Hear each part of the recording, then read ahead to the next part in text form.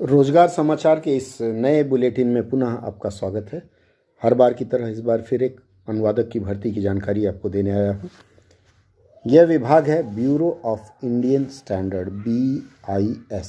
ये जो BIS है, ISI सर्टिफिकेट आप देखते होंगे कई उत्पादों पे, कई प्रोडक्ट पे। ये जो ISI सर्टिफिकेट देने की जो संस्था है भारत सरकार की, वह है BIS। इन्होंने विज्ञापन दिया है। इनकी वैकेंसी है जूनियर ट्रांसलेटर, हिंदी की एक वैकेंसी है। लेवल 6 है, 35,400 इसका बेसिक है, वहाँ से लेकर 1,12,400 रुपये तक है। अधिकतम आयु 27 वर्ष मांगी गई है और यह सीट है अनरिजर्व के लिए। इन्होंने नियम के अनुसार जो PWD हैं, OBC हैं, SC ST हैं, एक सर्विसमैन हैं, हियरिंग हैंडीकैप्ड हैं, इन सभी लोगों के लिए इन्होंने आयु में छूट दिया है। वह जैसे हर जगह रहता है। तो आयु छूट के अलावा आप इसमें अगर आवेदन करते हैं तो क्या क्या अर्हताएँ हैं, क्या क्या क्वालिफिकेशन रिक्वायरमेंट है, आइए उस पर हम बात करते हैं। देखिए, इसमें सबसे पहली जो बात आपसे कही गई है वो मास्टर्स डिग्री या पोस्ट ग्रेजुएट डिग्री किसी भी मान्यता प्राप्त संस्थान से होनी चाहिए। किसमें?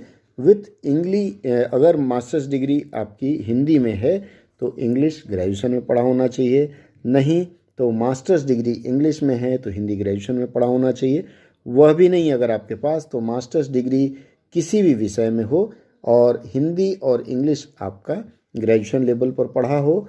अगर वह भी नहीं है तो फिर किसी विषय में हिंदी इंग्लिश सब्जेक्ट और मीडियम, इस तरह की बात इसमें कही गई है। साथ में आपसे मांगा गया डिप्लोमा और certificate course in translation from Hindi to English and vice versa. अगर वह नहीं है तो आपके पास 2 साल अनुवाद का अनुभव होना चाहिए। और उसमें उन्होंने मांगा है प्रेफरेबली ऑफ टेक्निकल और साइंटिफिक लिटरेचर, क्योंकि ये एक वैज्ञानिक संस्थान है तो यहाँ इसकी आवश्यकता पड़ेगी। इसमें आवेदन शुल्क 500 रुपये मांगा गया है। जनरल से, EWS और OBC जो नॉन क्रीमी लेयर हैं उनसे।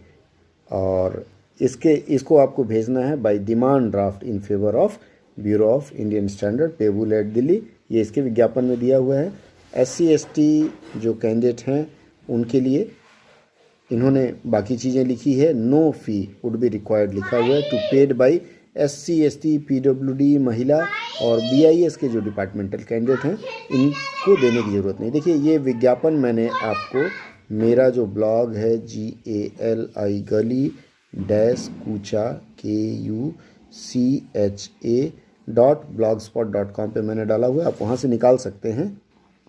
आवेदन करने के लिए देखिए, आपको हार्ड कॉपी में आवेदन करना है। एनेक्सर A में इसमें फॉर्मा दिया हुआ है, उसको भरना है। उसके साथ लगाना है date of birth, proof 10th का सर्टिफिकेट, कास्ट या ट्राइब सर्टिफिकेट जो लगाना है। उसके बाद जितने भी आपके पास सर्टिफिकेट हैं जो प्रमाणित करते हैं कि आप पढ़े लिखे हैं और इसके जो मांगे गए हैं उसके अनुसार हैं। अगर आप कहीं सरकारी सेवा में कार्यरत हैं तो वहाँ से NOC या फिर फॉरवर्डिंग लेटर ये लगाना है। उसके बाद आपको ये ध्यान रखना है कि जो भी लास्ट डेट है उसके पहले आपका कागजात वहाँ पहुँच जाए। फॉर्म दिल्ली पहुँचने की आखिरी तारीख है 11 मार्च 2020। जो लोग अरुणाचल, सिक्किम, लद्दाख, अंडमान निकोबार ऐसी जगहों पे हैं उनके लिए 18 मार्च का दिया गया है।